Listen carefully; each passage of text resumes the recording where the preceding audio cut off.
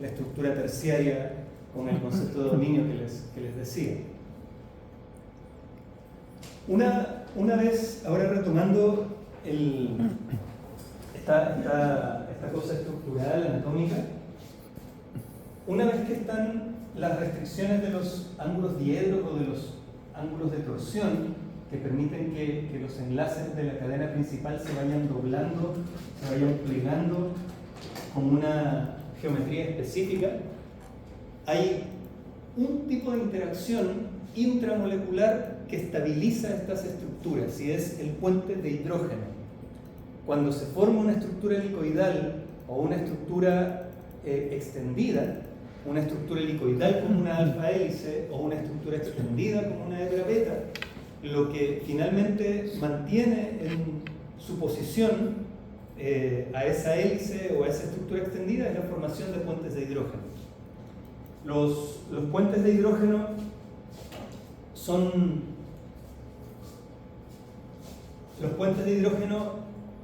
resultan de manera espontánea porque tenemos en la cadena principal tenemos estos grupos químicos como el NH y el carbonilo. Un puente de hidrógeno involucra entonces a un átomo de hidrógeno entre dos átomos electronegativos y tanto el nitrógeno como el oxígeno son electronegativos. Entonces, cuando tengamos un grupo carbonilo de otra parte de la cadena polipeptídica que esté en la posición apropiada, entonces va a tener la posibilidad de interactuar mediante estas interacciones electrostáticas. Los puentes de hidrógeno son interacciones electrostáticas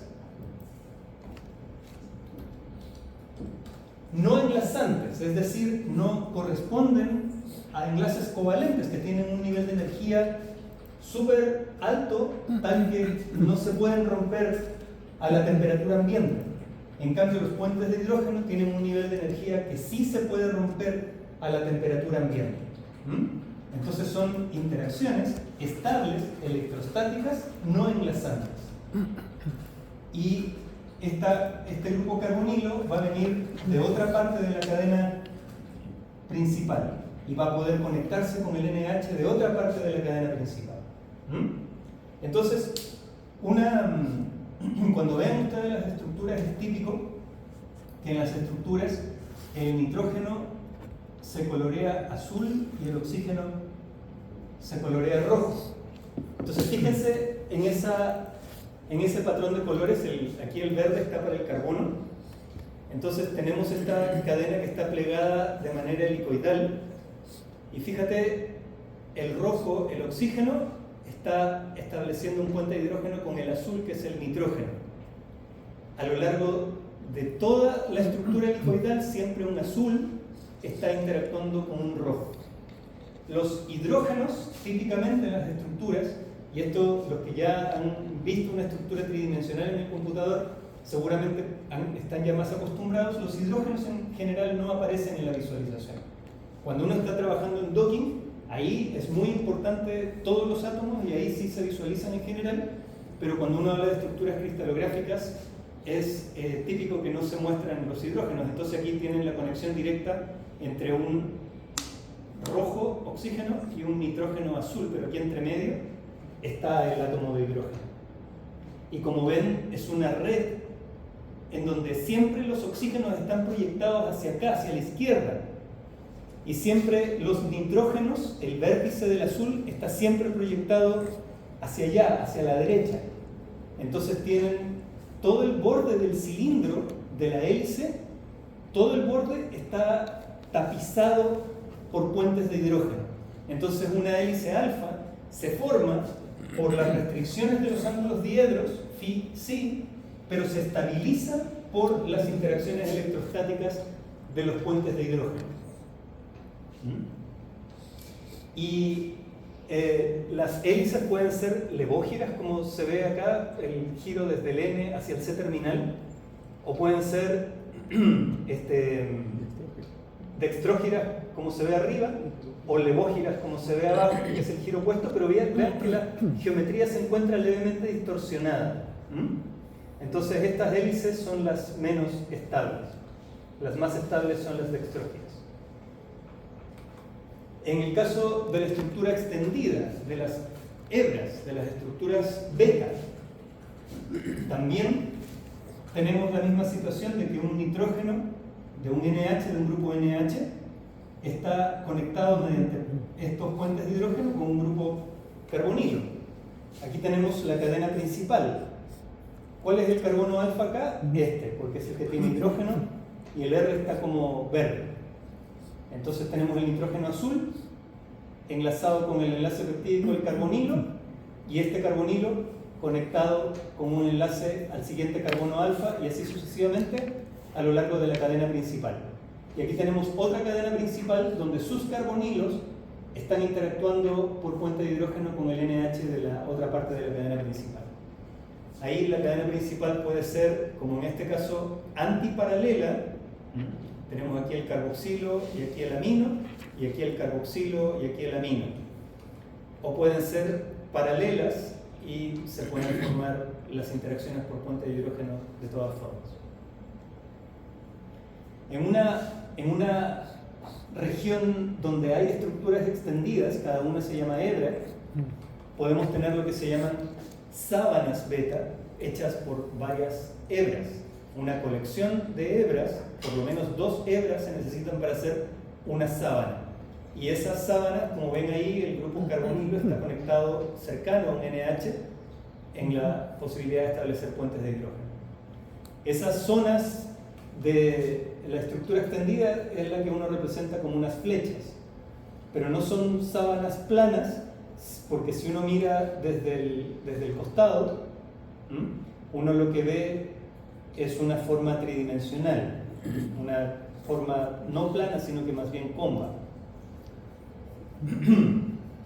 Así que los puentes de hidrógeno son muy importantes en la formación de la estructura secundaria y, como les digo, son interacciones no enlazantes.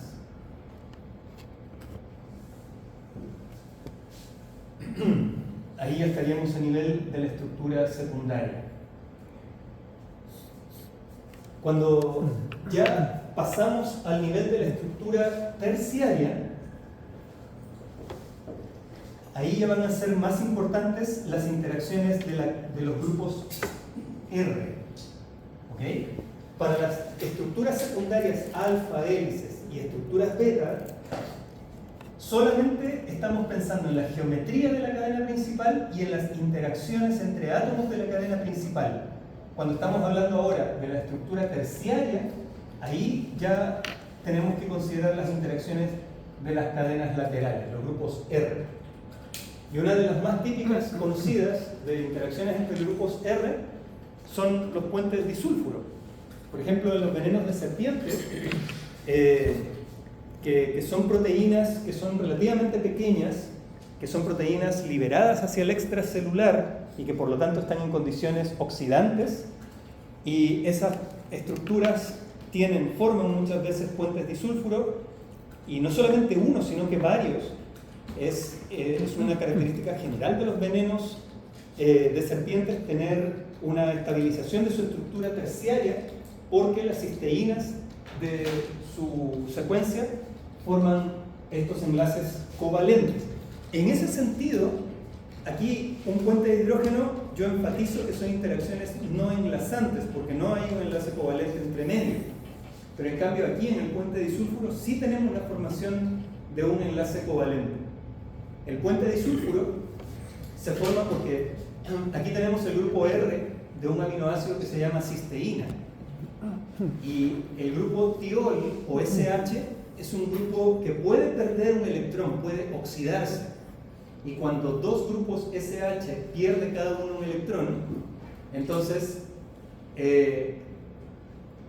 como de manera compensatoria, por decirlo de alguna forma, se forma un enlace covalente entre los dos azufres. Y esa ya es una interacción muy, muy fuerte. Entonces, si este R fuera un SH, se puede encontrar con el RSH de otra parte de la estructura y formar este broche covalente que sería ya una interacción más bien de estructura terciaria. Son principalmente abundantes este tipo de enlaces en proteínas extracelulares, porque las proteínas intracelulares, el citoplasma es un ambiente reductor en general, no es un ambiente oxidante. Y para que se formen los puentes disulfuro, se necesita un ambiente oxidante, porque es una reacción de oxidación. Sin embargo, eso no significa que no existan. Hay una pequeña población, pequeña proporción de proteínas en el intracelular que por mecanismos específicos son oxidadas y forman puentes disulfuro.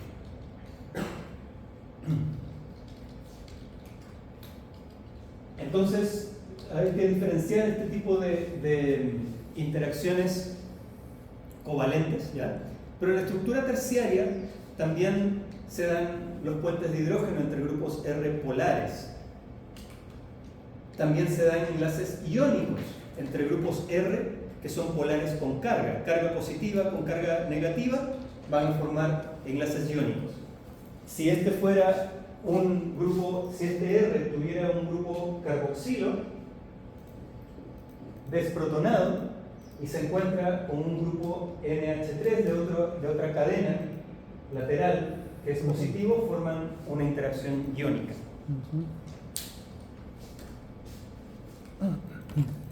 Y también tenemos interacciones entre grupos R apolares, que, como les hablaba del efecto hidrofóbico, tienen interacciones preferenciales entre ellos. Así que, al hablar de estructura tridimensional, de estructura terciaria, entonces podemos tener de ese tipo de interacciones, porque hay grupos polares que pueden formar puentes de hidrógeno, hay grupos apolares que pueden formar interacciones hidrofóbicas, hay grupos cargados que pueden formar enlaces iónicos y hay grupos covalentes que pueden formar enlaces covalentes como los puentes disulfuro. Todas esas interacciones dan cuenta de la estructura terciaria. Y en ese sentido, ¿qué es la estructura terciaria? Es el empacamiento de la estructura secundaria. ¿Qué es la estructura secundaria? Es una geometría particular de la cadena principal estabilizada por puentes de hidrógeno.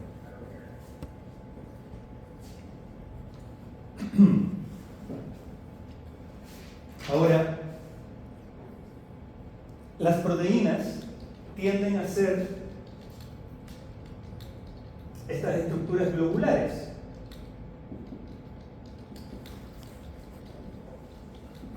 Porque tienen un interior hidrofóbico.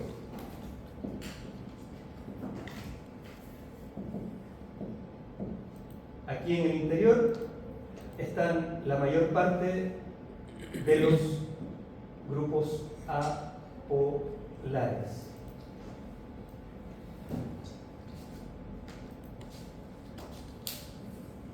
Y como vimos, en una cadena de aminoácidos hay aminoácidos polares y apolares. ¿Qué pasa cuando tenemos una cadena de aminoácidos que va desde el amino terminal hasta el carboxilo terminal? Como tiene aminoácidos polares y apolares, forma una estructura globular, como la que vemos ahí. Si la cadena, aquí tenemos por ejemplo 70 aminoácidos, si esta cadena es más larga y tiene por ejemplo 100 aminoácidos, es más larga, formará una estructura globular más grande.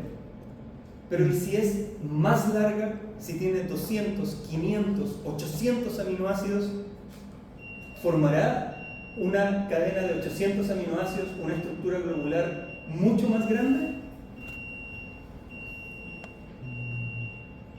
Eso no es así, porque cuando hay estructuras que son muy grandes, lo que hacen es formar glóbulos, estructuras globulares conectadas entre sí.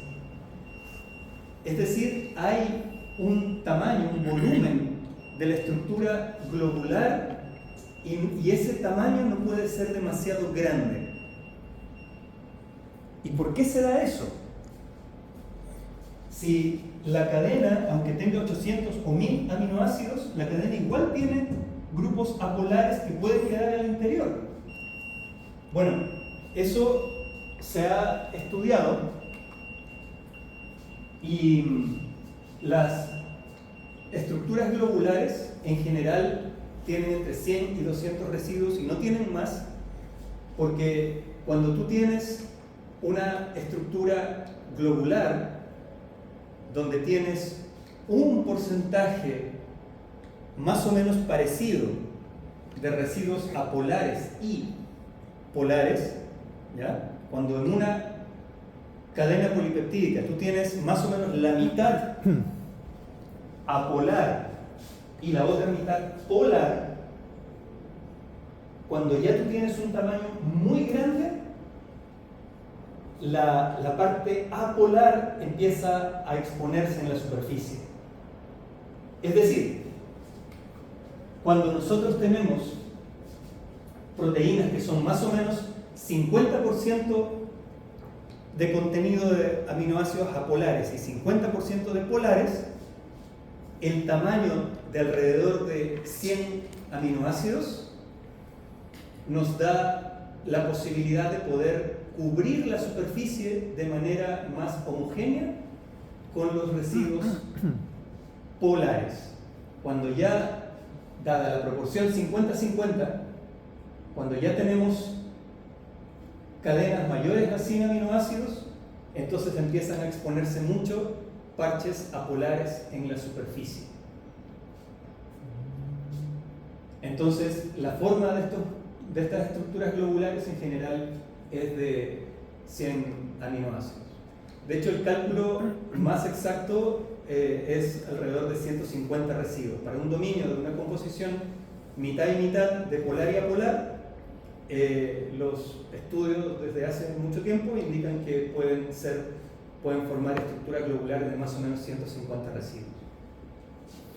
Profe, Sí. eso tiene que ver que poco a poco esas pequeñas uniones hidrofóbicas que son afines, que tienen una afinidad bien pequeña, al aumentar en cantidad comienza a ser ya significativa y comienza a tener una unión mejor con el agua, por eso que se pone para afuera. No, tiene que ver con que si son apolares, de todas maneras en un medio acuoso van a estar obligadas a formar esta interacción preferencial entre ellas, un núcleo hidrofóbico. Solo que por el tamaño de la cadena, cuando ya tienes más de 150 residuos, la manera de enrollar no te resulta tal que todas puedan quedar atrapadas adentro y sin contacto con el agua. Entonces, cuando tienes cadenas más grandes que 150 residuos, de todas maneras vas a tener mucha exposición de residuos apolares en la superficie que van a estar interactuando con el agua. Y ese es un tipo de interacción no preferencial. Entonces, termodinámicamente, la solución va a ser que tú, en lugar de tratar de formar un glóbulo, una región globular muy grande, lo que vas a hacer es llegar como máximo al tamaño de 100-150 residuos, porque eso es lo que te permite tener un interior globular sin tanta exposición de la parte apolar hacia el solvente. Sí, de hecho ese es el punto importante, que la mayoría de los dominios globulares tienen ese tamaño entre alrededor de 150 residuos. Lo cual no significa que la superficie de las proteínas sea exclusivamente sea exclusivamente polar. Siempre hay parches hidrofóbicos, parches apolares, pero son pequeños, son pocos. ¿Ya?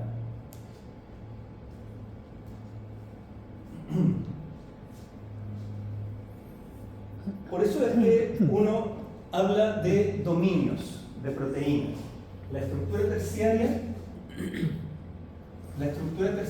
la unidad fundamental de plegamiento de la estructura terciaria es lo que se llama dominio de proteínas. Son estructuras globulares de más o menos 150 aminoácidos que pueden empacarse con un interior hidrofóbico apropiado. No es que no existan parches hidrofóbicos en la superficie de estos dominios globulares, pero son mínimos, son pequeños. Existen, pero son pequeños. Y las proteínas entonces que son muy grandes, ¿qué es lo que hacen? Forman estructuras multidominio.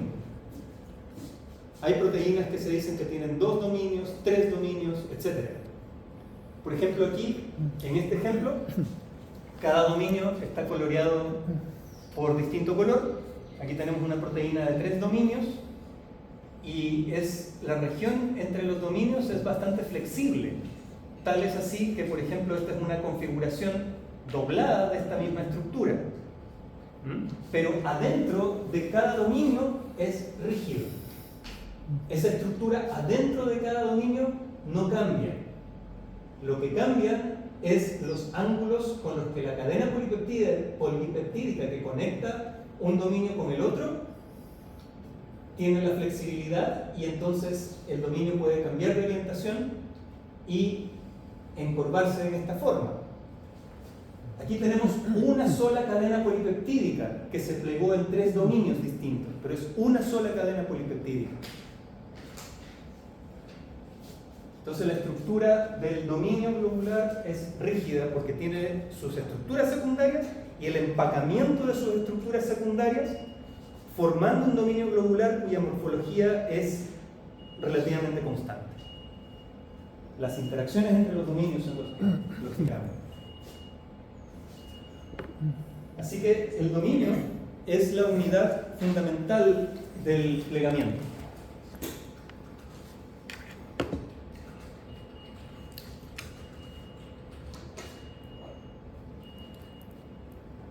Creo que Henry mencionaba la hemoglobina, ¿sí o no?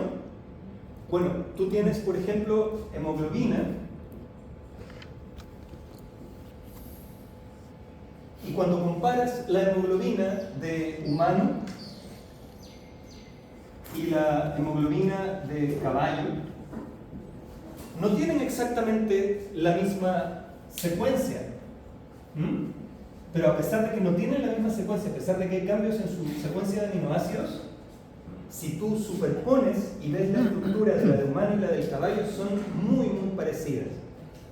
Entonces, en ese sentido, son unidades de plegamiento que evolucionan cambiando por cambios de la secuencia, pero conservando la estructura tridimensional. Los plegamientos evolucionan conservando la característica general de su morfología. Los plegamientos evolucionan también conservando la función.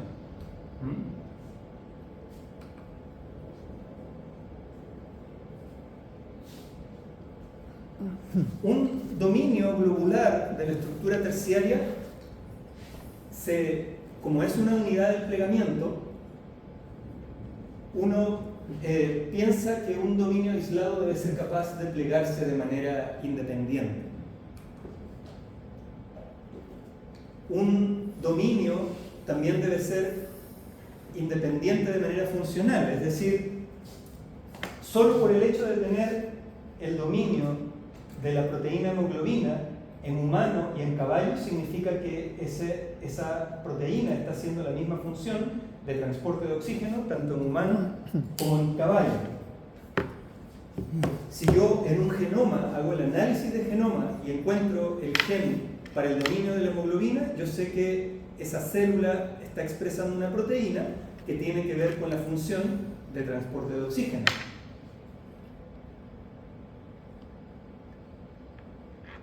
Hay proteínas multidominio como las que les mostré, que, digamos, donde el dominio en cuestión, el dominio, por ejemplo, aquí coloreado azul, está aquí conectado con otro rosado y verde, pero hay otros genes que pueden poseer este dominio azul que está conectado con otras estructuras distintas.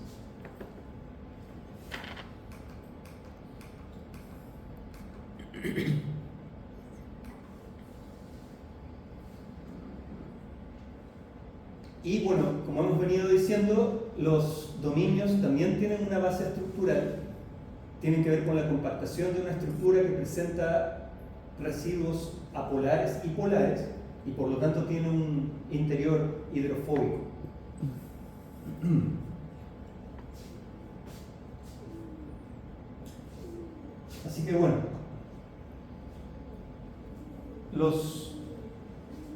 Eso es lo que les quería transmitir como idea general, básica de la proteinología y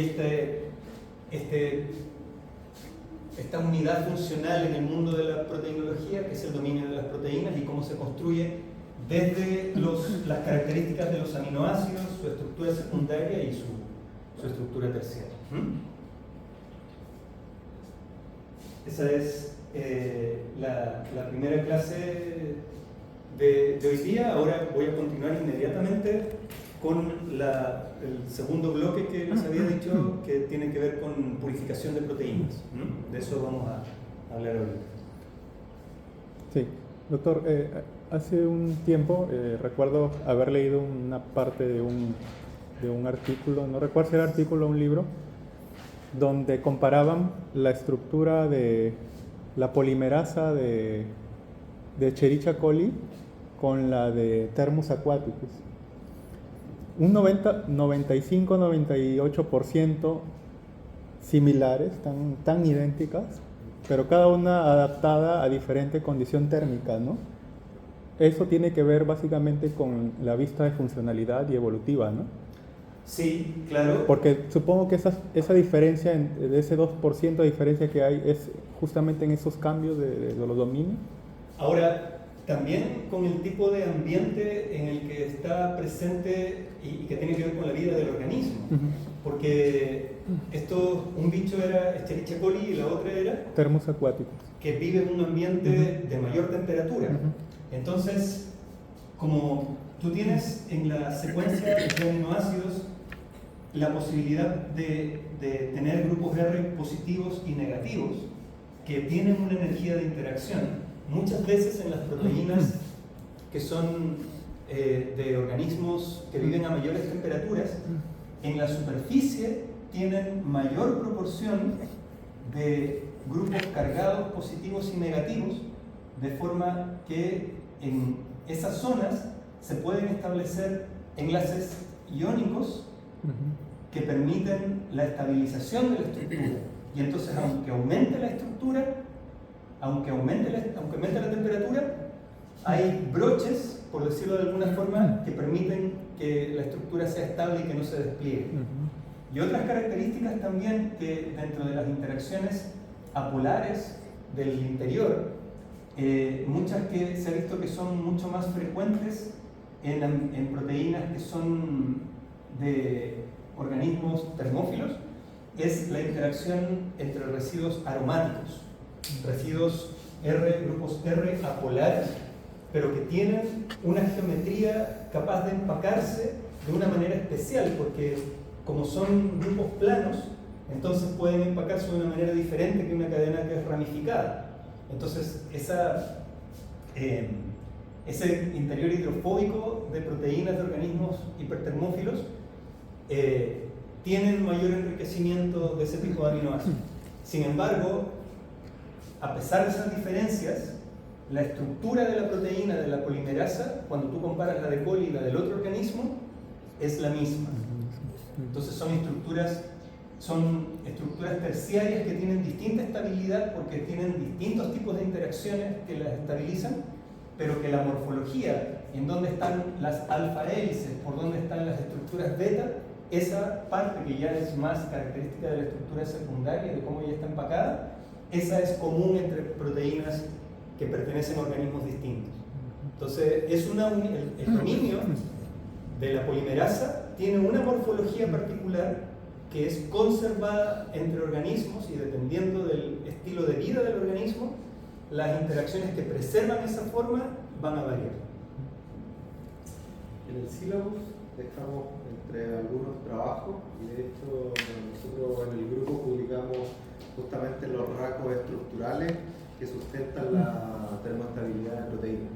Estudiamos justamente un linaje de proteínas termófilas del grupo termo y de heterobacteriales como coli.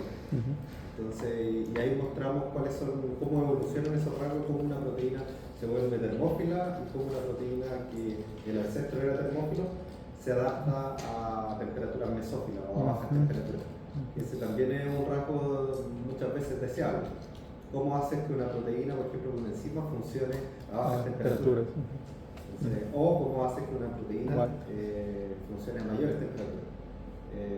Hay un trabajo ahí que está publicado en el Journal Molecular Biology and Evolution de Pablo Sea, en el Silabus, lo puedes encontrar. Y en él se ve eso en detalle, complementando lo que decía el profesor Gabriel. Pero sí, ese es el punto de que sea una unidad evolutiva. Como dice el profe, hay muchos ejemplos en la comparación de estructuras termófilas donde eso ha sido muy bien caracterizado. Bueno, ahora vamos a hablar de purificación de proteínas, métodos de purificación de proteínas en general. Y esto es algo para lo que probablemente ya varios han tenido alguna experiencia con esto. Uno está buscando llegar a una proteína que a uno le interesa porque es un objetivo de investigación, por lo tanto es una proteína target, una proteína diana.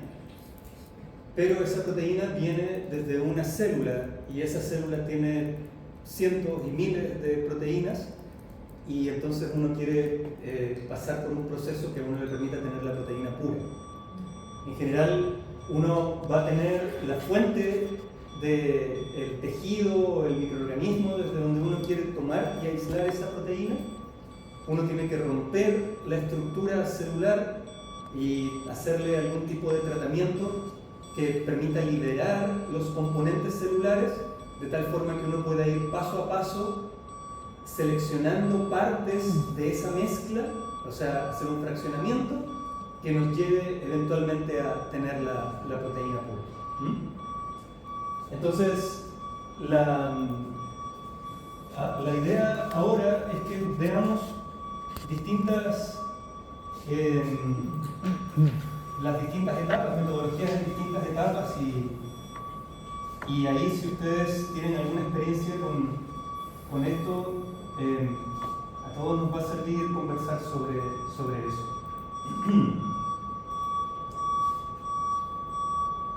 Lo primero, este primer cuadrado, la fuente, el cultivo celular,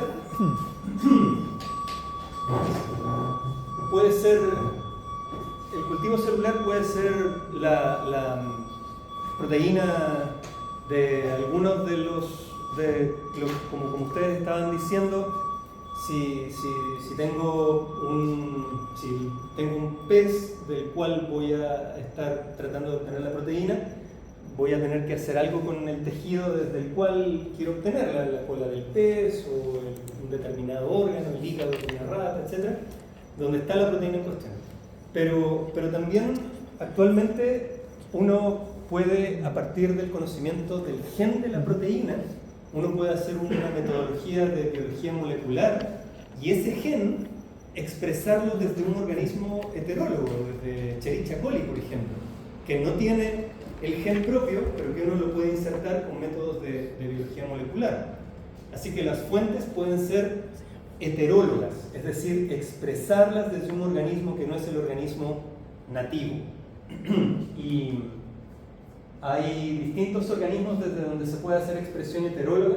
El más famoso es Escherichia coli. Es un organismo cuya biología molecular se conoce muchísimo. Entonces, cómo clonar genes y hacer que se expresen desde Escherichia coli es algo para lo cual hay muchísima información.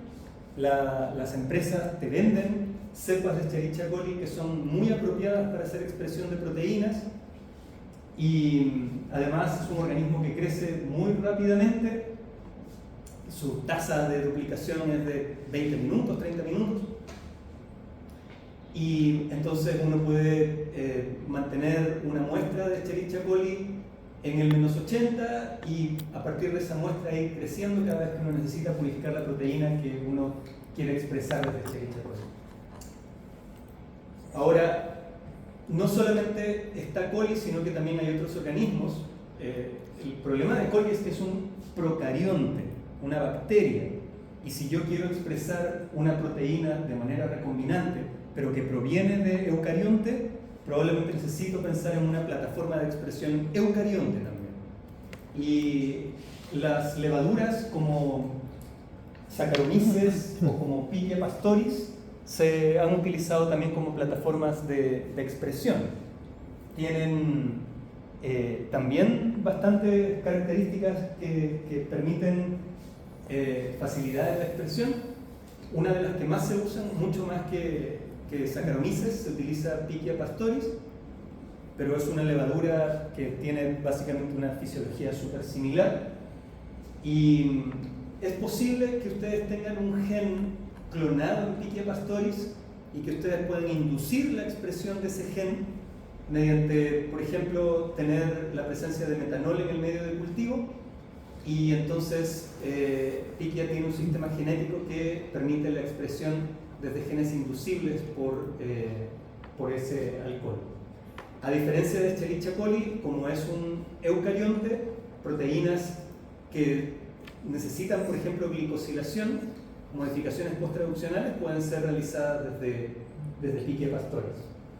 Y además de Pichia, que uno también puede crecer un cultivo en altas cantidades, así como lo hace uno desde coli, uno tiene distintos otros sistemas de expresión, pero que tienen mucho menor rendimiento, aunque pueden ser mucho más apropiados para el tipo de proteína que uno quiere expresar. Hay expresión en baculovirus, hay expresión en células de insecto infectadas por baculovirus, hay expresión desde células de mamífero, y hay, yo diría, dos características en general que a uno le dirían: mira, anda y expresa desde un sistema de expresión súper difícil como células de mamíferos, y no lo hagas desde estas otras plataformas. Una es el plegamiento, el problema del plegamiento, tal como nosotros lo hemos dicho en la clase anterior, porque para que la proteína adquiera la estructura tridimensional, muchas veces son proteínas complejas, con una estructura compleja, que requiere, por ejemplo, la presencia de chaperonas, que son otras proteínas que permiten ajustar de manera fina el plegamiento, que probablemente no estén presentes en sistemas evolutivamente muy lejanos, y que si uno tiene una proteína eucarionte humana, probablemente te sirva expresarla desde células de mamíferos, porque tiene las chaperonas apropiadas para el plegamiento. Otra característica también relacionada con el plegamiento es el uso de codones. Porque al ser eucariontes, el set de RNA de transferencia, el set de tRNAs, que son los que tienen el anticodón para el RNA mensajero, ¿cierto? Aquí está la relación anticodón-codón. Y el gen que tú estás expresando, que va a tener un determinado codón, quizás el tRNA que le corresponde a ese codón, entonces no está disponible en la concentración suficiente en plataformas de expresión que están más alejadas evolutivamente de la fuente de tu proteína, si es que es de humano, por ejemplo. Y la otra característica que, digamos, está aparte del plegamiento son las modificaciones posttraduccionales.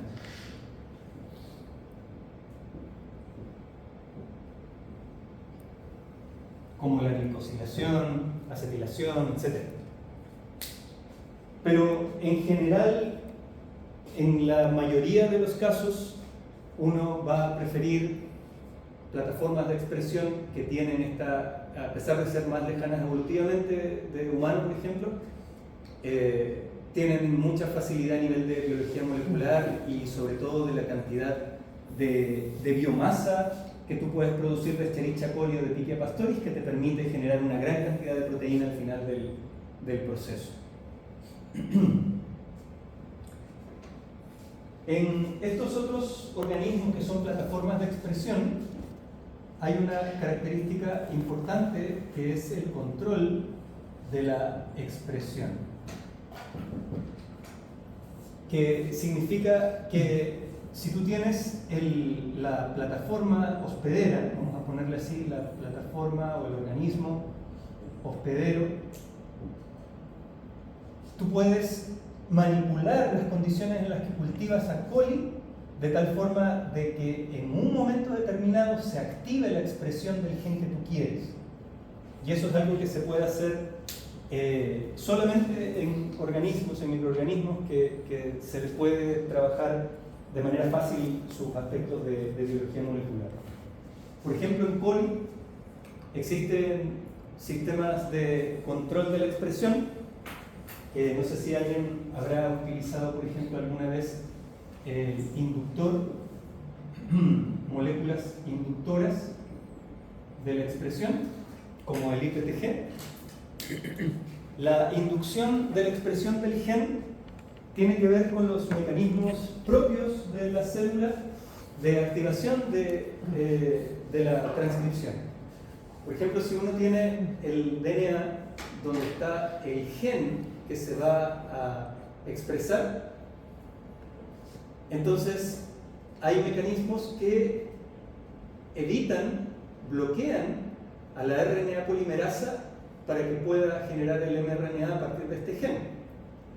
Esos mecanismos tienen que ver con estas moléculas que se llaman represoras, que son proteínas que se unen a la cadena del DNA y bloquean literalmente el paso de la polimerasa.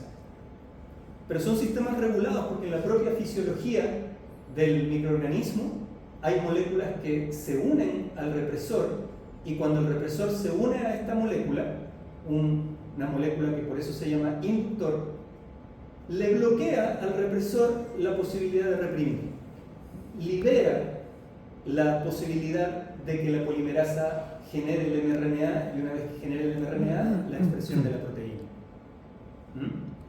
Entonces, cuando uno tiene en Escherichia coli, cuando uno está trabajando en Escherichia coli, uno dice, voy a inducir la expresión de mi proteína utilizando IPTG.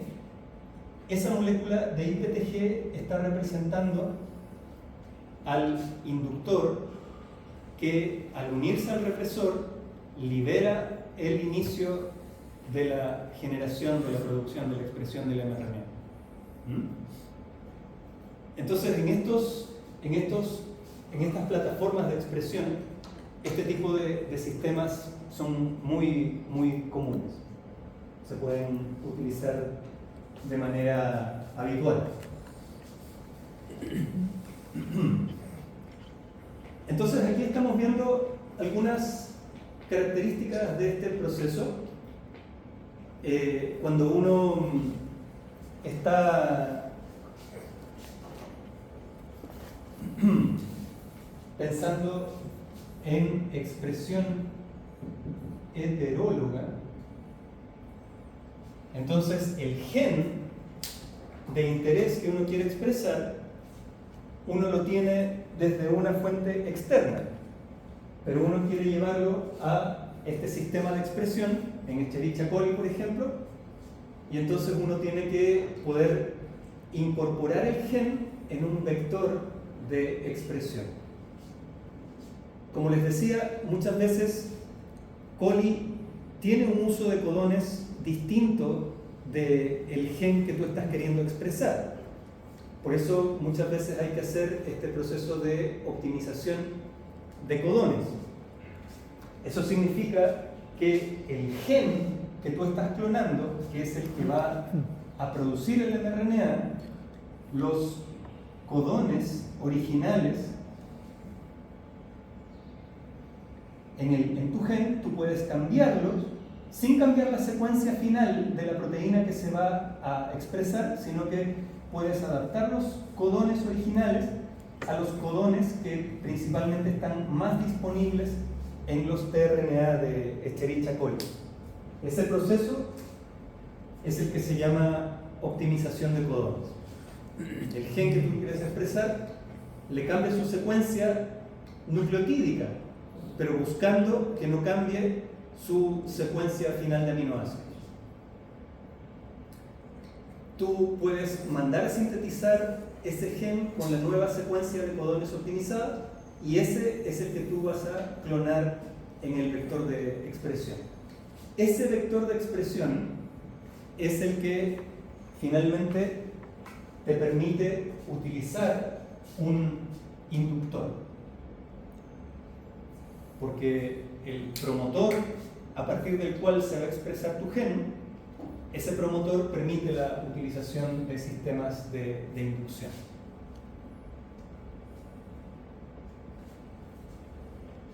Entonces tú vas a tener tu plásmido de expresión y ese plásmido tienes que introducirlo dentro de Escherichia coli para poder eventualmente hacer todo el resto del proceso. Y Escherichia coli también tienen una facilidad en términos del proceso de transformación. Es decir, poder incorporar material genético nuevo en el interior de Escherichia coli. Y hay metodologías como la electroporación, los métodos de transformación química, en donde uno, en el ambiente en el que está Escherichia coli, uno puede poner ciertos iones como el calcio que favorecen la formación de poros grandes en la membrana de coli, de tal manera que una molécula tremendamente grande como un plásmido que puede tener kilobases, todo eso pueda entrar a través de la membrana y eventualmente esos poros de la membrana cerrarse y ahora tener al hospedero transformado. Y una vez que tú tienes el hospedero transformado, ya puedes mantenerlo cultivándolo indefinidamente. Tu hospedero transformado puedes guardarlo en -80 y cada vez que necesitas hacer expresión de tu proteína puedes sacar una pequeña muestra y hacer el resto del proceso. Entonces, otra característica que también estos plásmidos pueden ser seleccionados por el uso de antibióticos. Los plásmidos mismos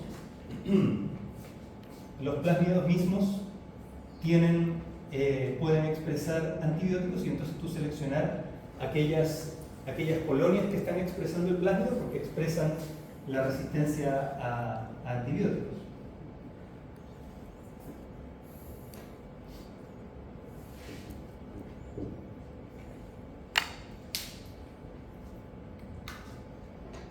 Y entonces la colonia que ya fue transformada, tú puedes crecerla, cultivarla en grandes cantidades y someterla a distintos procesos de purificación y eventualmente tener una muestra enriquecida o pura de tu proteína final.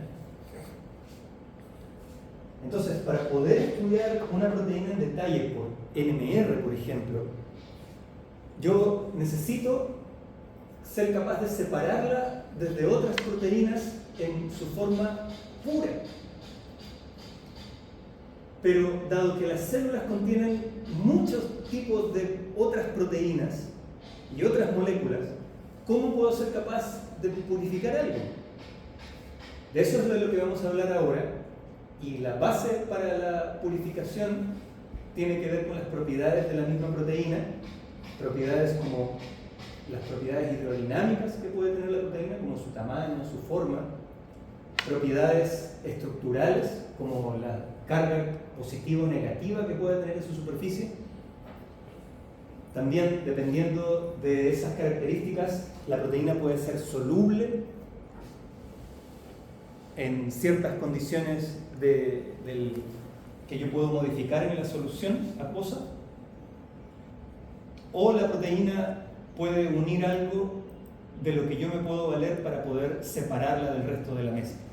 Entonces son esas 4 categorías, 4 características de la proteína, lo que une su solubilidad, su carga superficial y su tamaño y forma, lo que me permite purificar la proteína.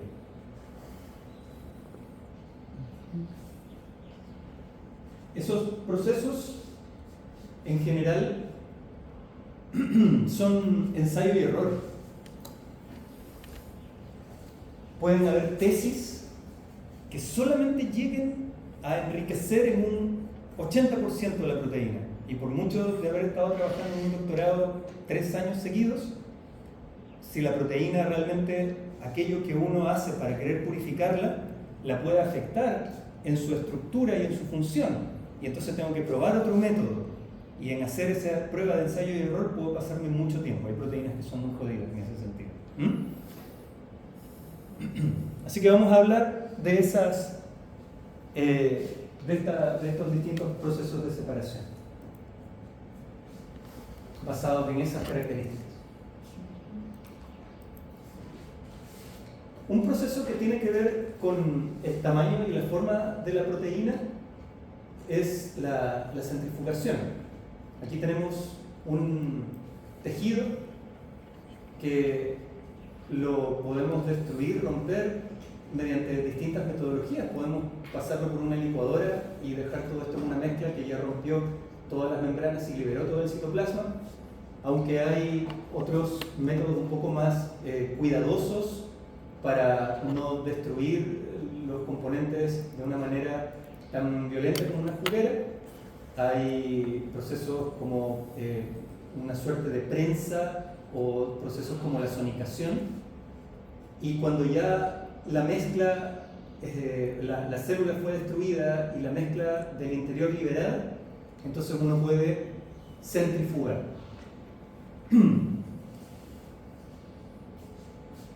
La muestra uno la puede colocar en un tubo y ese tubo uno lo coloca en el rotor de la centrífuga. Y cuando gira ese rotor tenemos una fuerza que se aplica sobre toda la mezcla que está al interior. Y dependiendo del tamaño y la forma de lo que está en esa mezcla, entonces a una fuerza centrífuga hay cosas que van a precipitar o decantar en el fondo del tubo.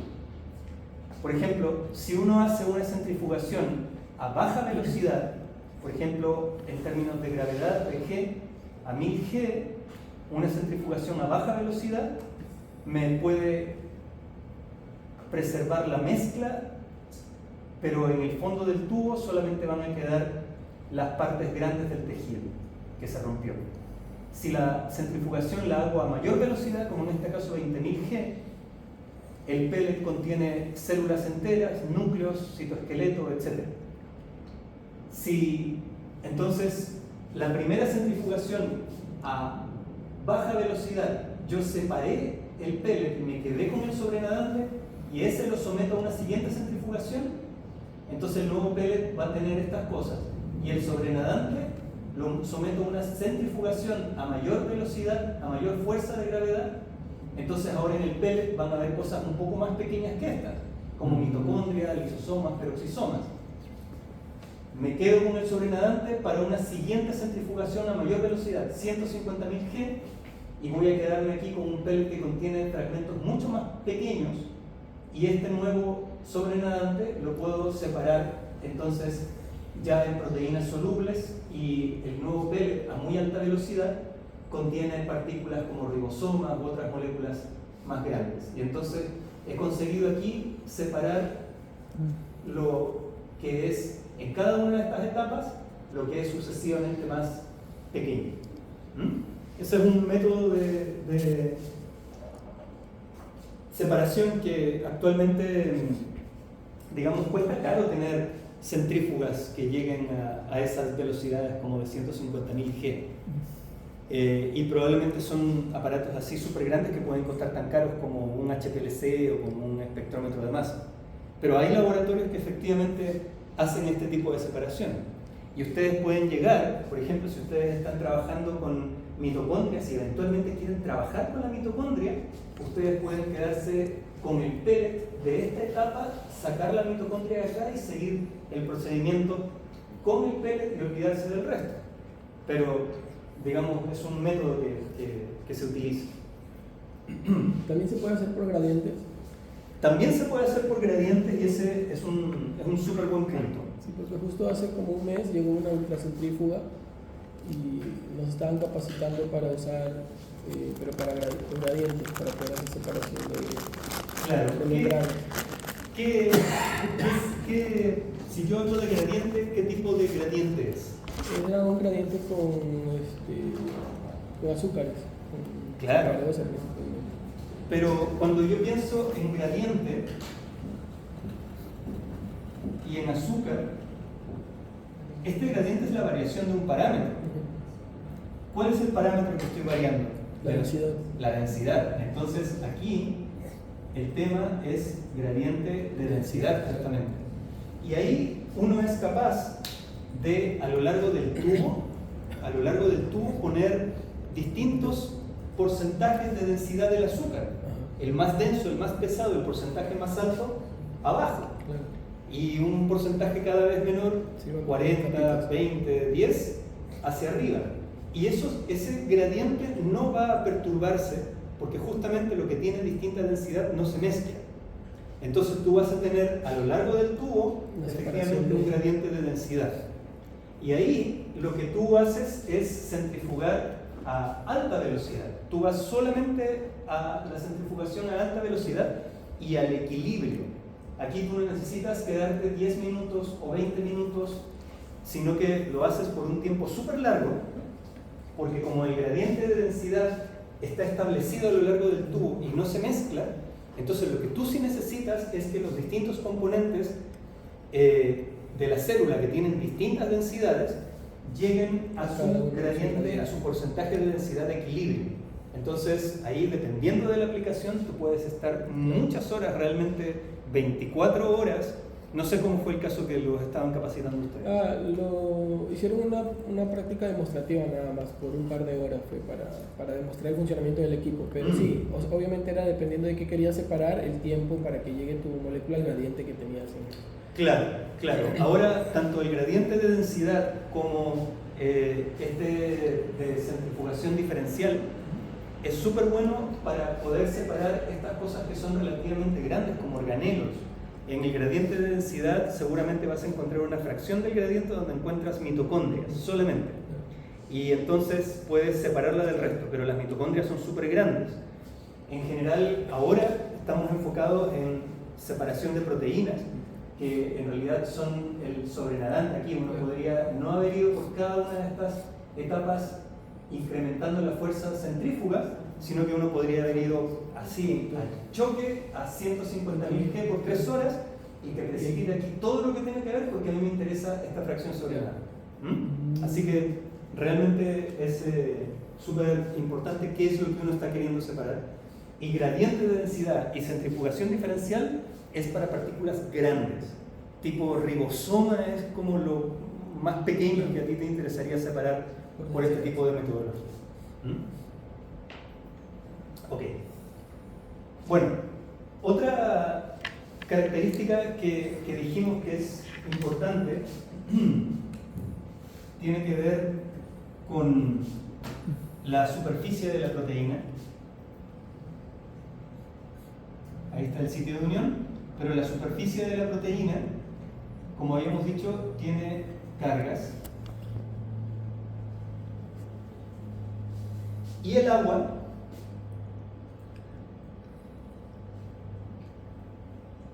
interactúa con esas cargas. Y es posible que, de acuerdo con las cargas que tiene esa proteína, la proteína interactúe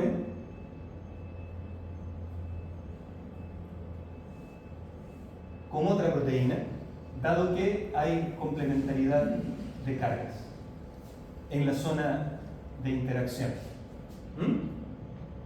Si hay complementariedad de cargas, pueden interactuar y entonces aquí, para poder separarlas, de alguna forma el solvente tendría que penetrar y romper, separar esa interacción. Ahora, la asociación de proteínas es súper importante en términos de la solubilidad de la proteína, porque hay ciertas condiciones en las que si las proteínas se asocian de manera estable y por completo, la asociación puede llevar a la agregación o precipitación. Y algo que precipita no es soluble. Cuando algo precipita, justamente se separa de la solución, y eso es porque las proteínas que precipitaron se asociaron entre sí. Entonces, yo puedo, modificando las condiciones del solvente, regular la solubilidad. ¿Cómo puedo hacer eso? ¿Qué es lo que yo puedo tener en el agua? Disuelto, puedo tener sales o moléculas disueltas en el agua, y esas moléculas afectarme la capacidad de interacción de las proteínas. Por ejemplo, ¿qué pasa si yo tengo una sal que me permite que solamente mi proteína precipite, solamente la mía, el resto no? Entonces, yo lo que puedo hacer es agregar la sal, esperar que mi proteína precipite, centrifugar para obtener en el pellet mi proteína, me quedo con el pellet y dejo el resto del sobrenadante, y mi proteína va a estar enriquecida en el pellet.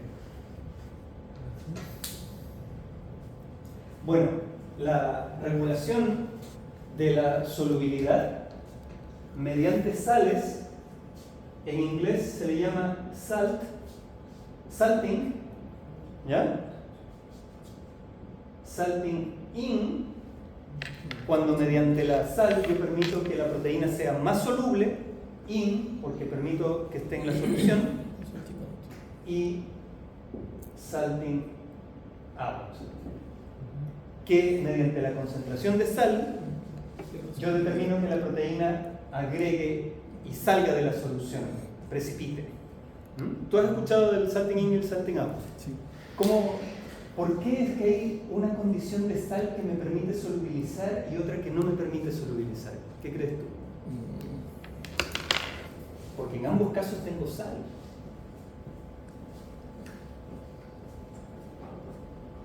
¿Alguien ha escuchado del salting in y el salting out? ¿Por qué tengo una condición de sal que me permite in y otra que me permite out? pH, podría ser. Tiene que ver, pero no directamente. Por ejemplo, la análisis te ayuda a, por salting out, poder separarlas y purificarlas. Claro, la consecuencia, si lo que estoy viendo en el proceso es salting out, significa que mi proteína forma un precipitado. Yo puedo centrifugar y quedarme con el pellet que está enriquecido en mi proteína. Pero ¿por qué una concentración de sal me precipita la proteína mientras que otra concentración de sal me favorece la solubilidad? La propia solubilidad de la proteína que depende del grado de ionización, ¿no? Y en este caso, proteínas no todas tienen el mismo grado. La idea es encontrar el adecuado para la proteína que quiero precipitar. Claro, y la ionización tiene que ver con la carga en la superficie. Exacto, justamente. La solubilidad depende de la concentración de sal. Si yo tengo cero sal, ¿ya? Voy a tener la carga en la superficie de las proteínas, y esa carga de repente me va a permitir que interactúen o me va a permitir que estén individualmente y separadas, ¿ya? Pero en el caso de que yo tenga cargas en la superficie que me esté favoreciendo una asociación que me puede llevar a la agregación, cuando yo tengo sales, entonces las sales pueden interrumpir, pueden estar bloqueando esa interacción, porque las sales estarían interactuando con las cargas de la superficie de la proteína. Serían las sales y no otra proteína la que estaría interactuando con esas cargas superficiales, y por lo tanto las separa y las obligaría a estar solubles. Que eso es lo que se ve aquí. Los puntitos azules son sal, por ejemplo, de cloruro de sodio, y aquí tenemos las proteínas asociadas por sus propias interacciones. Pero a medida que aumenta la concentración de sal, la sal es la que rodea a la proteína y evita la agregación que la llevaría a precipitar. Entonces, el aumento de sal en concentraciones relativamente bajas permite la solubilización de la proteína. ¿Y el salting out, Alex? ¿Por qué, si ya estoy diciendo que la sal me cubre las cargas superficiales y me permite solubilizar a una proteína, por qué al ir a un mayor aumento de sal esto me llevaría a la precipitación? La sobresatura. ¿Pero qué? Tanta ionización, la sobresatura que precipita la sal con la proteína. El agua. ¿En qué sentido del agua? Ya no forma tanto enlaces con el agua, lo cual hace que se concentre la proteína. Ese es el punto. Una cantidad muy alta de sal, ya independiente de la interacción con la proteína, la gran cantidad de sal implica que las moléculas de agua van a estar ocupadas en la solvatación de la sal. Y la sal, pero estoy hablando de concentraciones 2 molar, 3 molar de sal, va a estar capturando tanta agua que desolvata al agua de la superficie de la proteína, y entonces cuando la proteína ya no tiene esa capa superficial de agua, empieza a interactuar entre las moléculas de proteína. Y los pequeños parches hidrofóbicos que hay en la superficie de la proteína empiezan a importar mucho más. Esos parches hidrofóbicos en la superficie de la proteína empiezan a ser muy importantes, y entonces las proteínas se asocian a través de esos parches hidrofóbicos que constituyen interacciones estables y forman eventualmente agregados. ¿Ya? Entonces,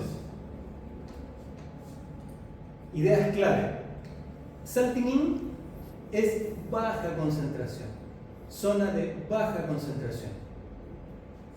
En salting in, los iones pueden interactuar con la superficie de la proteína, los aminoácidos cargados de la superficie de la proteína. Rodean a la proteína de tal forma que les permite permanecer de manera individual y soluble. Salting out, alta concentración de proteína, en concentraciones molares. ¿Y qué es lo que pasa? Afectan la capa de hidratación de la proteína. A esa concentración tan alta compiten por el agua y desolvatan a la proteína. Y entonces permiten la agregación, porque las proteínas se empiezan a asociar de manera muy fuerte a través de sus pequeños parches hidrofóbicos. Profesor. Sí, María. En este caso, por la subida por sales, el salting in y salting out.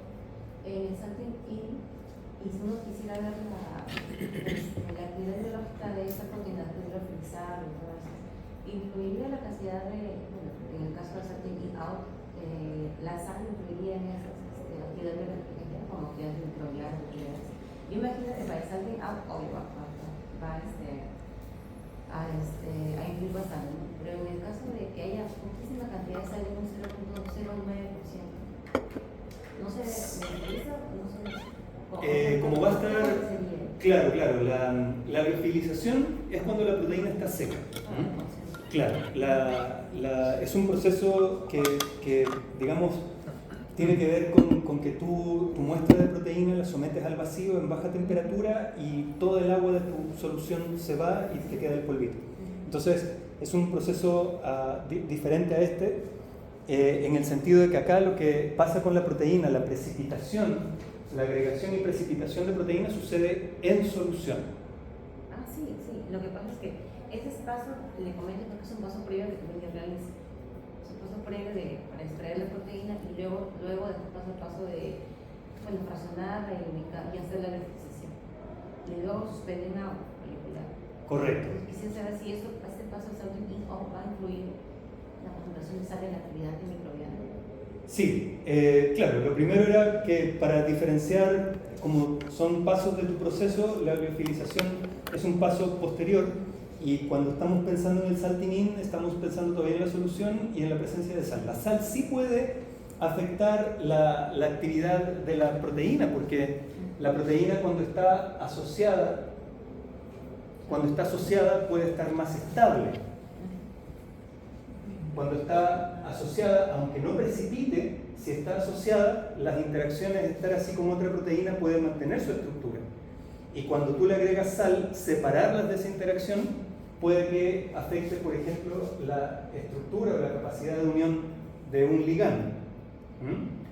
Eso podría ser un efecto negativo. Por lo contrario, podría ser positivo para la proteína si es que la asociación con otra proteína la limita en su actividad. Entonces, cuando tú le agregas esta baja concentración de sal que le permite estar de manera individual, entonces ahí puedes tenerla más bien en lo mejor de su actividad. ¿Ya? Entonces, muchas veces si tú sabes que tu proteína tiene una actividad, la mides con 0 sal y mides la actividad con el 0.09% de sal. Claro, claro.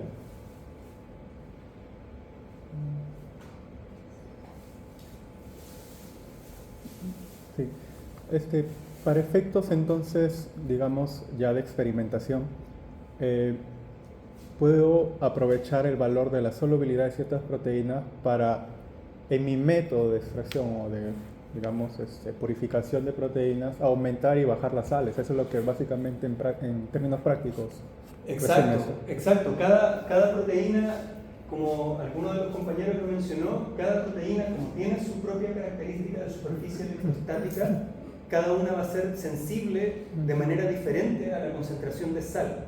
Hay alguna que con 1 molar de sal va a hacer salting out y otra que con 1 molar de sal recién va a estar haciendo la parte del salting in, dependiendo de sus características de la superficie electrostática. Entonces, es dependiente de cada molécula, efectivamente. Y uno puede ir de manera bien fina con el incremento de la concentración de sal. Típicamente se utiliza el sulfato de amonio, que es una sal que favorece mucho este proceso a concentraciones no muy altas, favorece el proceso de salting out. Y por ejemplo, tú tienes tu solución inicial y tú le agregas una cierta concentración de sulfato de amonio, por ejemplo 0,1 molar, pensando en estar en el rango bajo, 0,1 molar. Y en esa concentración de 0,1 molar, tú mezclas, equilibras el sistema y entonces las moléculas que hayan precipitado, tú centrifugas y se forma un pellet solamente con aquellas que precipitaron a 0,1 molar. Y el siguiente, el sobrenadante, tú vas y mides la actividad de tu proteína, como lo que decía Mariela, de tener una idea de cuál es la actividad de la proteína, porque después de este paso tú agarras una muestra del pellet y tú dices, veo mi actividad, ¿está presente acá? No, no está mi actividad presente. La mido en el sobrenadante. ¿Está presente mi actividad en el sobrenadante? Sí, sí está. Entonces conseguí deshacerme de un montón de contaminantes, solo con 0,1 molar. Y el siguiente incremento, suponte tú que todavía estamos en la zona baja, pero el siguiente incremento lo hacemos a 0,5 molar. Agregar más sulfato de amonio. Y entonces ahora en el nuevo equilibrio, a esa nueva concentración, centrifugo para separar lo que haya precipitado, mido la actividad en el precipitado y en el sobrenadante y de repente voy a encontrar que aquí ahora en el precipitado es donde está la actividad de mi proteína. Y entonces en esta etapa la limpié de esto que precipitó porque ella permaneció soluble y en esta otra etapa la limpié de esto que permaneció soluble porque la mía precipitó. Este procedimiento se llama cortes con sulfato de amonio. Y hay proteínas que van a aguantar solubles hasta el final, las proteínas más solubles, en esta sal, mientras que hay unas que van a aguantar muy poquito, solamente las concentraciones más bajas y ya van a precipitar. Profesor, ¿y ahí no se podría atribuir la actividad biológica al sulfato de amonio? Es que cuando tú mides tu actividad biológica, si fuera por ejemplo una enzima, y mides tu actividad biológica en una cubeta por espectrofotometría, cuando colocas tu muestra desde el sulfato de amonio en la cubeta, ahí en la cubeta donde mides tu actividad, la concentración de sulfato de amonio ya va a ser muy muy baja. Tú vas a estar midiendo tu actividad en una condición donde no hay sulfato de amonio o donde él es muy bajo. Lo único que el sulfato de amonio hizo para ti fue separarte de la proteína, y cuando ya tú mides tu actividad biológica lo haces en un ambiente lo más libre posible de sulfato de amonio. O sea, tendría que extraer el sulfato de amonio, liberarlo de la proteína. Cuando tú tienes medición de actividad enzimática, muchas veces tú tienes una cubeta que es de 1 ml y tu muestra va a ser de 1 microlitro. Entonces al diluir 1 microlitro en 1 ml son 1000 veces de dilución, y si tú tenías 1 milimolar de sulfato de amonio, eso va a quedar en nada. Claro, claro. Pero depende de cuál es el método con el que estás midiendo tu actividad. Porque si es algo que no fuera, como te digo, con ese nivel de dilución, lo que puedes hacer, no me acuerdo quién mencionó la diálisis. Tú puedes tomar tu muestra que ya tiene una concentración de sulfato de amonio por estar en el sobrenadante, por ejemplo, la dializas para sacarle el sulfato de amonio y ahí recién mides. Pero, por ejemplo, usted utiliza sulfato de amonio y en el caso de cloruro de sodio también El- es diferente. Sí, las sales, la parte positiva o la parte negativa de la sal es súper determinante en el efecto que tiene sobre la precipitación, sobre el salting in y el salting out. También hay métodos de salting in, salting out con cloruro de sodio, pero el sulfato de amonio es mucho más potente que el cloruro de sodio, y si cambias el amonio por sodio o por guanidinio, distintos iones con carga positiva, el efecto que va a tener sobre salting in y salting out va a ser distinto. Ahí eso también se tiene que ir probando, ensayo y error. Entonces, fíjense, este es un protocolo para la purificación de una enzima solamente con sulfato de amonio. Inicialmente tienen el tejido muscular de corazón de bovino, y entonces lo trozan, lo meten en la juguera y centrifugan por baja velocidad, corto tiempo. Y entonces se deshacen del pellet, se quedan con el sobrenadante. El sobrenadante le agregan 40% peso-volumen de sulfato de amonio, dejan que el sistema se equilibre con 40% y centrifugan 10 minutos a 12.000 RPM, una centrifugación suave. El precipitado lo dejan de lado y miden la actividad de la enzima, y está en el sobrenadante. Y entonces a ese nuevo sobrenadante que ya perdió esta parte, a ese le agregan 75% de sulfato de amonio, una concentración mayor, pasaron de 40 a 75. Centrifugan con esa misma intensidad de centrifugación, pero ahora en el precipitado es donde aparece la actividad de tu proteína, lactato deshidrogenasa. Dejas de lado el sobrenadante y es el precipitado el que tú dializas para quitarle la sal, y entonces te quedas con y haces una columna de cromatografía a partir de esto para separar y quedarte con la proteína purificada después de la cromatografía. Todavía no vemos la cromatografía, pero viste que son distintos pasos, distintos cortes donde eliges de acuerdo con la presencia de la actividad si te quedas en el sobrenadante o si te quedas en el pelo. Primero, después de darle la diálisis, antes de utilizarlo. O al revés. Aquí no viene liofilización, aquí viene después este precipitado le haces una cromatografía en columna. Entonces, tú viste la actividad de lactato deshidrogenasa acá, 0. Viste la actividad de lactato deshidrogenasa acá, aquí está. Y esto es lo que, para poder purificarla mediante cromatografía, tienes que eliminar la concentración de sulfato de amonio, por eso diálisis. Ok. Entonces, el tema aquí de la solubilidad depende de las cargas presentes en la superficie de la proteína. Esas cargas presentes en la superficie de la proteína dijimos que vienen desde los grupos carboxilo, de los grupos R que tenían carboxilo, de los grupos R que tenían nitrógeno, ¿cierto? Y la carga de ellos depende del pH. Si estoy en un pH 7, voy a tener el carboxilo negativo y el amino positivo. Pero si estoy en un pH 2, voy a tener el amino positivo y el carboxilo neutro. Mi proteína ya no va a tener cargas positivas, va a tener solo cargas negativas. O si por lo contrario en lugar de pH 7 tengo mi proteína, mi mezcla en pH 11, voy a tener carboxilos negativos, pero se me va a desprotonar el NH3, voy a tenerlo como NH2 y mi proteína solo va a tener cargas negativas y nada de positivas. Entonces, esta carga superficial es pH dependiente. Si está muy bajo, solamente voy a tener cargas positivas. Si el pH está muy alto, solamente voy a tener cargas negativas.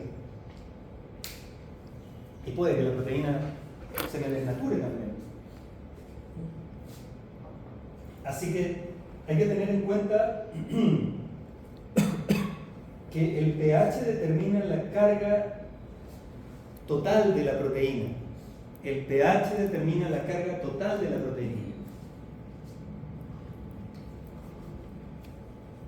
Fíjense en este ejemplo. Una cadena de aminoácidos, la cadena principal está en azul, las cadenas laterales o grupos R están en rojo. Esta es una histidina, carga positiva. Esta es una arginina, carga positiva. Este es un grupo COH, un carboxilo. Está protonado porque estamos en condiciones de bajo pH. Está protonado. Aquí tenemos otro carboxilo que también está protonado.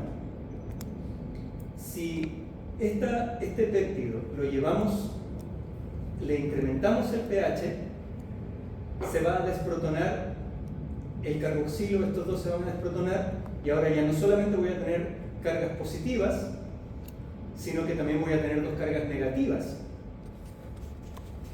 Si lo llevo a un pH más alto, me van a permanecer las dos cargas negativas y las positivas van a perder el protón y se van a neutralizar, cero. Aquí la carga neta era más 2. Positivo, positivo. Aquí la carga neta, ¿cuánto es? 0. Y aquí la carga neta es menos 2. Cuando la carga neta de una proteína, cuando nos encontramos en un pH que nos da carga neta de la proteína igual 0, decimos que estamos en el punto isoeléctrico. El punto isoeléctrico.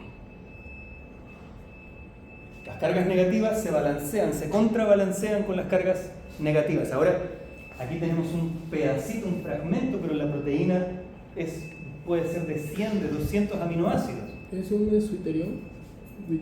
Suiterión es una molécula que puede tener tanto una carga positiva como una negativa. Cuando tú ves aminoácidos, los aminoácidos normalmente son suiteriones porque ya de por sí, no polimerizados, solito el aminoácido, sin polimerizar en proteína, tienes un carboxilo y un amino, entonces un suiterión.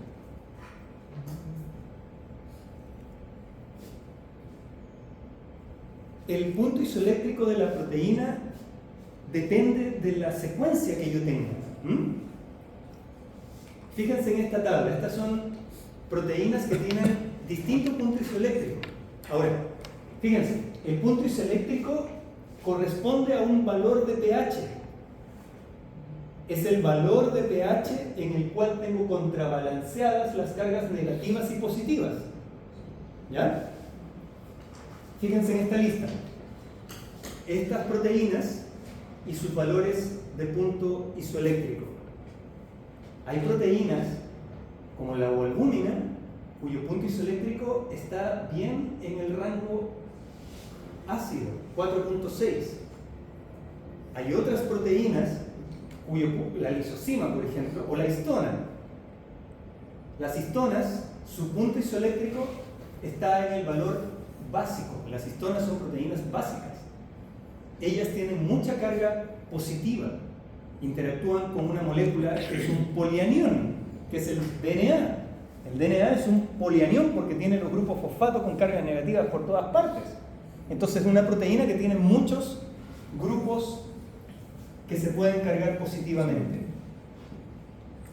Y su punto isoeléctrico, es decir, el valor de pH al cual la cantidad de cargas positivas y negativas son iguales para una histona es 10 casi 11, 10.8. ¿Qué significa eso con respecto de su secuencia? Tiene más cantidad de grupos R como esto o más cantidad de grupos R como esto, como el de abajo. Su secuencia, si uno mira la secuencia de las histonas, tiene una gran cantidad de grupos R con lisina, arginina, histidina, por todas partes, y muy pocos grupos así, con el carboxilo. Entonces, ¿cómo va a estar APH 7? APH 7, si pongo aquí la cadena de la histidina, una parte que me permite hacer este ejemplo, ¿ya? Entonces, voy a tener muchos grupos positivos y voy a tener pocos grupos negativos. APH 7, que es cuando tengo a todos protonados o desprotonados de tal forma que tengo positivo y negativo de estos grupos, aquí cuento 1, 2, 3, 4, 5, 6 cargas positivas. Aquí cuento 1, 2, 3 cargas negativas. APH 7 voy a tener una carga total de más 3, porque tengo 6 positivas y 3 negativas, ¿cierto? La carga va a ser más 6. Tengo que moverme hacia el rango, tengo que moverme hacia arriba del pH, hacia el valor de 10, para que algunas de estas se me conviertan en 0. ¿Ya? Y otras me queden positivas de tal forma que 3 positivas con 3 negativas ya me dan un valor de 0.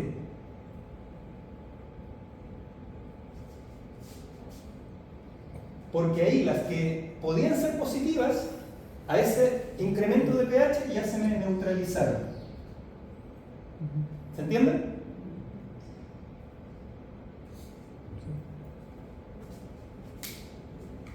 Claro, pues son proteínas básicas, son proteínas que tienen un mayor contenido de residuos de grupos R, cuya protonación me da carga positiva. Ahora, esto es súper importante porque las proteínas presentan su mínima solubilidad, generalmente su mínima solubilidad alrededor de su punto isoeléctrico. Sabemos que en el punto isoeléctrico se balancean las cargas negativas con las positivas. ¿Ya? Entonces, ahí, en esa condición, como las proteínas, yo les dije que tienen muy poquitos parches hidrofóbicos en la superficie, pero igual tienen parches hidrofóbicos en la superficie, debido a que no van a estar con un exceso de cargas positivas, por ejemplo, en este caso, no se van a repeler entre sí, porque carga positiva con carga positiva se repele. Como estamos en el punto isoeléctrico, pueden interactuar sin repelerse. Y en ese caso, importa mucho la presencia de los grupos hidrofóbicos para estabilizar esas interacciones. Así luciría la distribución de cargas en la superficie de una proteína, en este caso es la ubiquitina, a distintos pHs. En rojo la carga negativa, en azul la carga positiva, en la superficie de la proteína. A pH 11,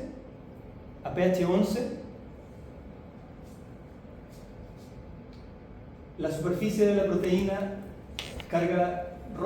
color rojo, carga negativa. Tenemos 8 cargas formales en la superficie de la proteína, valor de menos 8. Solamente tenemos grupos carboxilo ahí en la superficie de la proteína. Todos los NHs ya están neutros. A medida que vamos bajando el pH, nos encontramos con el punto isoeléctrico que está cerca de 7. Algunas de las superficies, de las cargas superficiales de las proteínas están negativas, mientras que otras ahora ya no están neutras, sino que están positivas. Y se contrabalancean las cargas positivas y negativas y la suma da 0. Y ya a pH mucho más bajo, las que se protonaron quedan con su carga positiva, pero las que son cargas negativas se protonan y quedan en 0. Y tenemos a pH 4 una carga de 6 positivas en la superficie.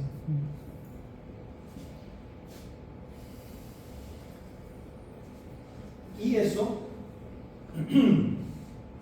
Ese es el fundamento para la electroforesis de 2 dimensiones, ¿no? es el fundamento para muchas cosas, entre ellas, sí, exacto, pero ahora en este momento lo que les quería introducir con esta idea más bien es el hecho de que se puede regular la cantidad de cargas, la distribución de cargas y cantidad de cargas en la superficie de las proteínas, que hasta ahora hemos dicho que permiten a una proteína interactuar con otra. Pero ¿qué pasa si yo, en lugar de tener una proteína, tengo una matriz química, una resina? Para purificarla. Una resina que tiene, por ejemplo, cargas negativas. Entonces, si yo estoy en un pH que me permite que en la superficie hayan principalmente cargas positivas, la proteína va a interactuar con la resina y se va a unir. Y otras proteínas, que no son las que a mí me interesan, pueden pasar de largo.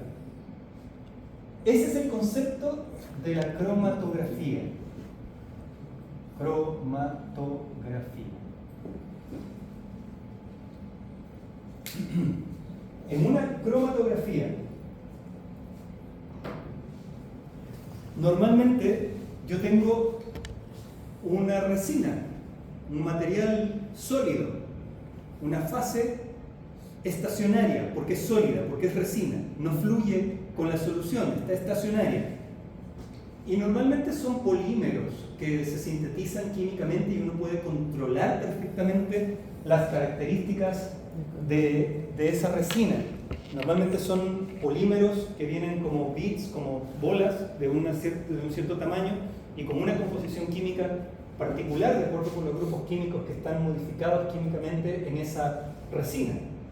Y por lo tanto puedo controlar la carga que tiene o las características que tenga. Entonces, cuando yo tengo mi mezcla que le hice un fraccionamiento de sulfato de amonio, pero que todavía tiene mezclas ahí, tiene mezclas de proteínas ahí, cuando esa mezcla la paso por esta resina y esta resina está equilibrada a un pH que determina la superficie electrostática de las proteínas en esta mezcla, van a haber algunas que interactúan más con la resina y por lo tanto son retenidas, se demoran más en salir, y las que interactúan menos con la resina porque no tienen la carga apropiada son las que van a migrar y salir más rápido. Entonces, fíjate que yo tengo que tener un flujo continuo de la fase móvil, en donde está disuelta. Mi muestra viene aquí. Aquí pueden ver, por ejemplo, yo le puedo haber cargado a esta resina 1 ml de mi muestra, pero después yo le sigo proporcionando líquido del buffer que está a un pH que a mí me interesa que ocurra para la interacción. Y yo voy colectando lo que sale.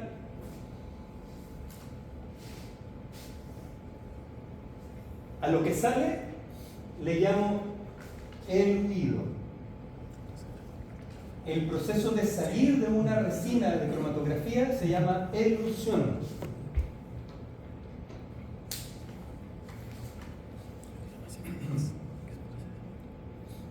Entonces, volviendo al concepto de esta interacción electrostática, el tipo de cromatografía que se vale de esta interacción se llama cromatografía de intercambio iónico. Cromatografía de intercambio iónico. Está determinada por el pH de la solución en la que estoy equilibrando el sistema.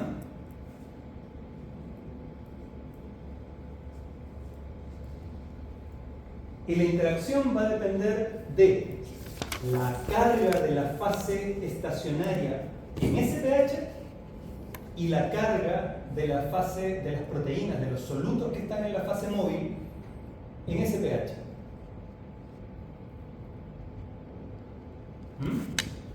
Si hay complementariedad de carga interactual.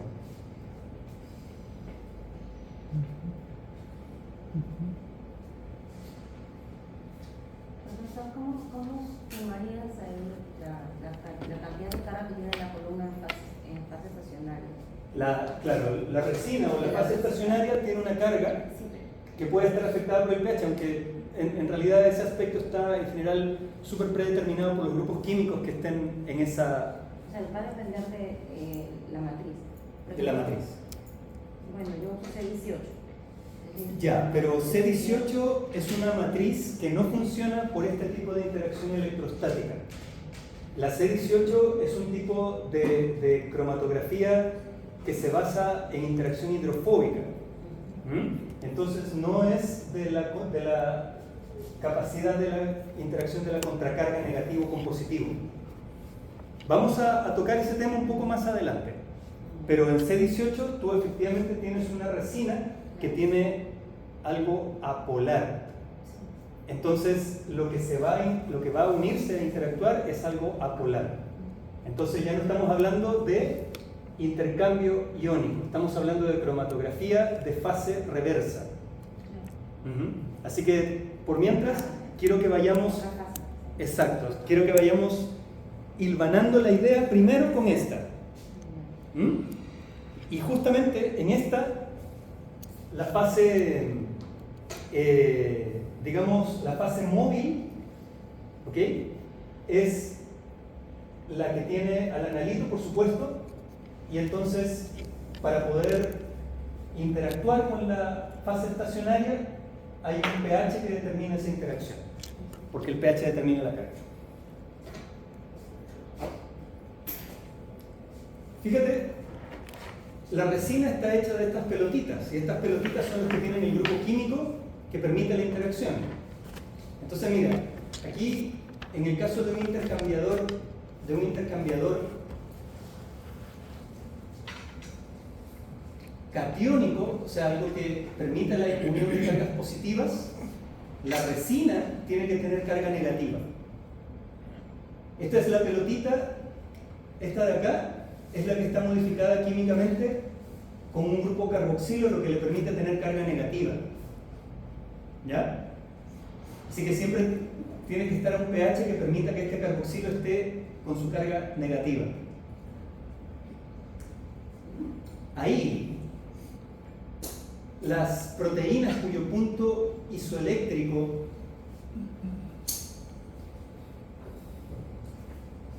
en la resina es negativa, las resinas que estén con un punto isoeléctrico tal que les permita tener cargas positivas en la superficie, es decir, proteínas básicas, son las que van a interactuar con la resina. Aquí las proteínas básicas, que son las que tienen las cargas positivas en la superficie, interactúan con la resina que tiene las cargas negativas. Esas se retienen. Y las proteínas cargadas negativamente eluyen.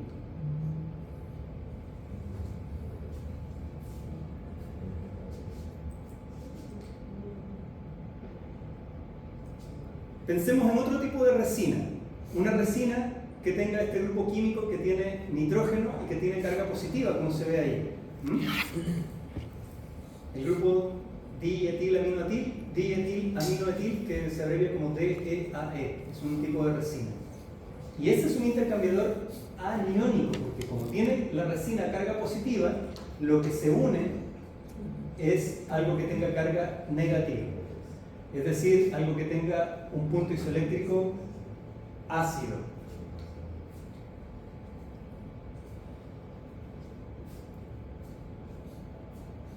Ok.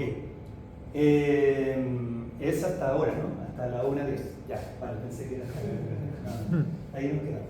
Ahí volvemos más tarde, sí.